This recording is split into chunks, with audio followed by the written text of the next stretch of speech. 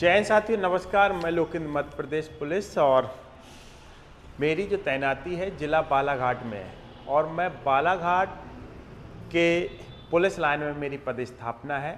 तो आज मैं बात करने वाला हूं कि जो 23 फरवरी से आपके फिजिकल स्टार्ट हैं, आखिर जिनको बालाघाट सेंटर मिला है, काफ़ी सारे बच्चे परेशान हो रहे होंगे कि जैसे ग्वालियर का हुआ, राजस्थान के हुए, यूपी के हुए, बिहार के हुए, आप ट्रेन बालाघाट को सर्च कर रहे होंगे तो आपको ट्रेन नहीं मिलेगी।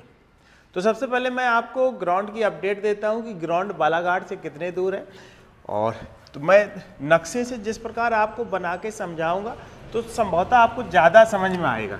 जैसे ये मैं बालाघाट का पूरा एक चित्र बना लेता हूँ। ये आपका बालाघाट है। बालाघाट में पहुंचने के दो साधन हैं। आप बस द्वारा भी पहुंच सकते हैं, बाई ट्रेन द्वारा पहुंच सकते हैं। तो बालाघाट में आपका ये मान लीजिए, मैं यहाँ पे मैं ट्रेन लिख देता हूँ और ये बस, और यहाँ पे पुलिस लाइन हो सकता है कि संभवतः आपको नहीं दिख रहा हो, फिर भी मैं बताता हूँ। ये बालाघाट है। बालाघाट में आपका ट्रेन का स्टेशन ये हो गया, बस का स्टेशन ये हो गया। इनकी जो दूरी है लगभग 2 किलोमीटर मान लीजिए, इससे भी कम होगी। 2 किलोमीटर इसकी दूरी है, और बस स्टैंड से अगर दूरी मानोगे तो इसकी जो दूरी है 1 किलोमीटर। अगर यहाँ पे इसकी दूरी मानेंगे तो लगभग 2.5 किलोमीटर है। तीनों जो चीज़ें हैं वो आसपास है, और जो मेरी पदस्थापना है वो पुलिस लाइन में। तो आप बस द्वारा भी आ सकते हो, ट्रेन द्वारा आ सकते हैं। अब मैं बात करता हूँ कि आप राजस्थान, ग्वालियर, या फिर जैसे औरई हुआ, जालौन हुआ, औरैया हुआ, इटावा हुआ, राजस्थान हुआ, दिल्ली हुआ, यहाँ से अगर आप फिजिकल देने आ रहे हैं तो उसके लिए क्या प्रोसेस है कि आप कैसे आ सकते हो, किस प्रकार आ सकते हो। तो सबसे पहले आपको, अगर आप ग्वालियर में हैं या दिल्ली से हैं या राजस्थान से, इस रूट जैसे मुरैना हुआ, शिवपुरी हुई, तो आपको गोंदिया स्टेशन सर्च करना होगा। तो यहाँ पे मैं जैसे लिख देता हूँ, जैसे राजस्थान हुआ, दिल्ली हुआ, ग्वालियर हुआ, इटावा हुआ, आगरा हुआ, मतलब इसके आसपास। तो यहाँ से आप गोंदिया स्टेशन आपको सर्च करना है। या तो आप गोंदिया आ सकते हो या जबलपुर आ सकते हो, दोनों स्टेशन आपको इस रूट से, ग्वालियर से मिल जाते हैं। यहाँ से आने के बाद जब आप गोंदिया स्टेशन पे आ जाएंगे, अगर गोंदिया से अगर आप आते हैं बालाघाट, तो गोंदिया से लगभग 40 किलोमीटर पड़ता है। अगर आप गोंदिया स्टेशन पर उतरते हो तो 40 किलोमीटर बालाघाट है, और अगर आप ट्रेन से भी आना चाहें तो ट्रेन से भी आ सकते हैं। मेरे हिसाब से आप वहाँ से बाई बस आना तो आसान रहता है, क्योंकि आपको बस स्टेशन उतरना पड़ता है। 1 घंटे का समय उस पर लगेगा और 1 घंटा आपको वैसे समय लगेगा। अगर आप जबलपुर में उतर जाते हो, इस रूट से आते हो, यहाँ पे जैसे बिदसा हुआ, भोपाल हुआ, आप इस आसपास के क्षेत्र को, जैसे कानपुर वाले भी झांसी जाके फिर उधर से औरई हुआ, जो भी जालौन हुआ, इस रूट से अगर आप आते हैं, गोंदिया जाते हैं, तो गोंदिया से आप 40 किलोमीटर बालाघाट है। जबलपुर से 265 किलोमीटर है। अब मैं यहाँ से जबलपुर, ये जबलपुर, अगर आप बिहार से हैं, गोरखपुर, कानपुर के आसपास, जैसे कानपुर, घाटमपुर, और मतलब इसके बांदा हुआ, इसके आसपास के अगर आप हैं, चित्रकूट, प्रयागराज, तो आपको जबलपुर स्टेशन आना है। यहाँ से जबलपुर, और जबलपुर से आप बाई बस भी आ सकते हैं। यहाँ से ये बाई बस, अगर बस से देखेंगे तो 265 किलोमीटर के लगभग पड़ेगा।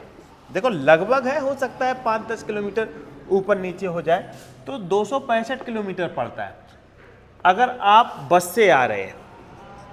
देखो लोग परेशान होते हैं, इसके लिए मैं आपको डिटेल से समझाने का प्रयास कर रहा हूं और ये वीडियो सिर्फ उनके लिए है जिन्हें जिला बालाघाट मिला है। बाकी बालाघाट में रुकने की ठहरने की और उसकी भी व्यवस्था भी पूरा वीडियो बना दूंगा। आपको पहला मकसद है कि आपको बालाघाट कैसे पहुंचना है, क्योंकि आपके 23 तारीख से फिजिकल है। तो आप जबलपुर से बाई बस द्वारा आओगे तो जबलपुर वाले सिवनी, सिवनी से बालाघाट। अगर आप ट्रेन से आना चाहते हैं, ट्रेन रूट भी है। अगर ट्रेन रूट है तो मॉर्निंग टाइम 2 ट्रेनें चलती वहां से, लेकिन आपको एक दिन पहले पहुंचना। एक मॉर्निंग टाइम भी चलती है, शाम को भी 4 से 5 यहां से रीवा, सतना, मैहर, कटनी, इधर मैं लिख देता हूं, रीवा, मैहर, कटनी, सीधी, यहाँ के आसपास के लोग आप इस प्रकार आ सकते हैं। बालाघाट में आने के बाद आप जब जिला बालाघाट में आ गए तो पुलिस लाइन से, अगर यहाँ मैं पुलिस लाइन को बना दूं, ये पुलिस लाइन है, मैं रुकने ठहरने इस पे एक पूरा प्रॉपर वीडियो बना दूंगा। आप इस पे आप बालाघाट में भी रुक सकते हैं। पुलिस लाइन बालाघाट के उसी में है, रेंज में। यहां से 6 किलोमीटर दूर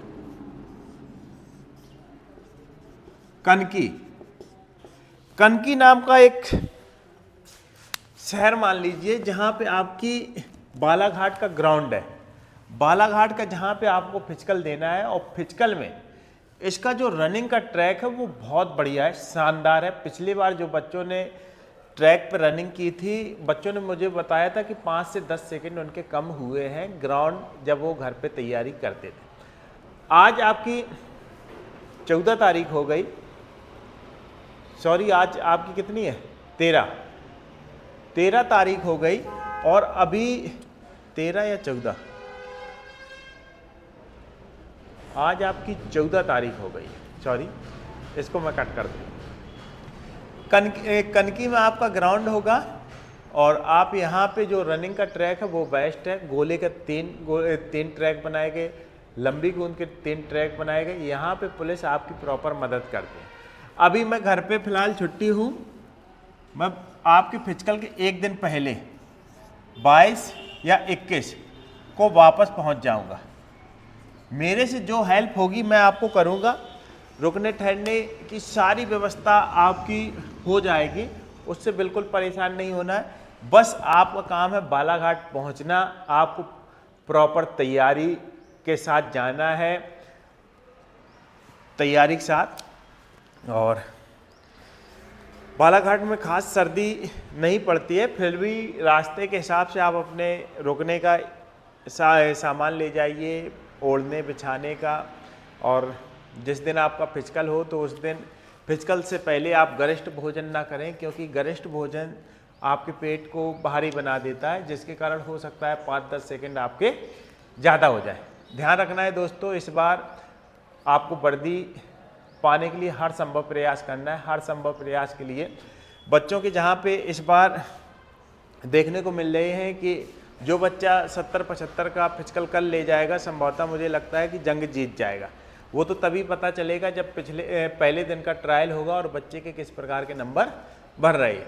मुझे नहीं लगता है कि जिस प्रकार पिछली बार 80, 85, 87, 90 इस प्रकार के फिजिकल बने थे, क्योंकि उस बार काफ़ी समय मिला था।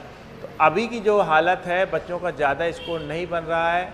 आप बिल्कुल मत सोचिए कि मेरे 55-60 बन रहे, आप ऐसा मान लीजिए कि आप उस दौड़ में हैं। अगर आप 65-70 के आसपास अपने नंबर ला रहे हो तो आप बिल्कुल उस दौड़ में हैं, क्योंकि मध्य प्रदेश पुलिस का जो फिजिकल है इतना आसान नहीं है कि मुँह उठाया कह दिया कि 2-5 में लगा देना, 2-10 में लगा देना। जो रनिंग करता है वही जानता है कि 18 फुट से ऊपर कूद जाना, 28 फुट से ऊपर गोला फेंक देना आसान नहीं होता है। क्योंकि मैं अगर गोला फेंकूं तो मेरा भी 26-27 के समथिंग जा रहा था, लेकिन मैंने 1-2 बार ही ट्राई किया, 25 भी चला जाता था। आपका जितना भी जा रहा है, लंबी कूद का अगर मैं कूदूं तो 13-14-15 तक अपनी अधिकतम है। रनिंग में हाँ मेरा ठीक ठाक स्कोर इस समय हो जाए, अगर मैं रनिंग करूं तो 2:40 तक ही पहुंच सकता हूं। पहले 8 साल पहले जब मैंने रनिंग निकाली तो उस समय 2:20 आ गई थी, लेकिन उम्र के साथ अगर आप प्रैक्टिस नहीं कर रहे हो तो टाइमिंग बढ़ती है। फिर भी आपको अंत समय तक लड़ना है, क्योंकि कब पासा पलट जाए, कब बाजी जीत जाए। क्योंकि आप लाखों के बच्चों, लाखों की दौड़ से छटके आप हज़ारों की संख्या में आए, आप हज़ारों से छटके आप 7500 में अपनी जगह बना सकते हो। और बिल्कुल आसपास की बातों पे बिल्कुल गौर नहीं करना है, किसी से लड़ाई झगड़ा नहीं करना है, क्योंकि यही वक्त होता है जो लोग आसपास के आपको उकसाते हैं, आपका जो माइंड है डिस्टर्ब करने का प्रयास करते हैं, अन्यथा की बातें लाते हैं, जिसके कारण क्या होता है कि आप अपने मार्ग से भटक जाते हैं। तो बिल्कुल उनकी बातों का ध्यान नहीं रखना है। जो बुराई कर रहा है करने दो। एक सफलता सारी बुराइयों को नाश कर देती है, अंत कर देती है। जो बुराई करते हैं वो तारीफ करने लगते हैं। जिस दिन आपका सिलेक्शन होगा, माँ और पिता की आंखों से अगर आंसू ना आ जाए, यकीन मानिए दोस्त, जो आप तैयारी कर रहे हैं आप किसी मिडिल क्लास या गरीब परिवार से ही होंगे, और ये नौकरी आपके लिए जिस प्रकार घर बनता है, घर की वो नींव होती है, उस प्रकार कार्य करोगे। अगर आप 2 भाई, 3 भाई, 4 भाई या आपकी फैमिली में 4 से 5 लोग आप पे डिपेंड हैं और आपको सरकारी नौकरी मिल जाती है, तो जीवन आपका व्यवस्थित हो जाएगा। आप नौकरी से राजा नहीं बनेंगे तो आप नौकरी से गरीब भी नहीं बनेंगे। आपका जो स्तर है सुधर जाएगा, आपके जीवन की शैली बदल जाएगी, लोगों के बीच में उठना बैठना आपका शानदार और जानदार हो जाएगा। बाकी बातें हम बालाघाट के ग्राउंड के आसपास करेंगे। अगर मेरी ड्यूटी लगी, हो सकता है कि मेरी ड्यूटी लगी तो अंदर भी मुलाकात होगी, नहीं तो ग्राउंड के बाहर अपनी मुलाकात होती रहेगी। तो जो भी बालाघाट का है कमेंट कीजिए, कोई दिक्कत होती है तो मैसेज कीजिए। जय हिंद, जय भारत।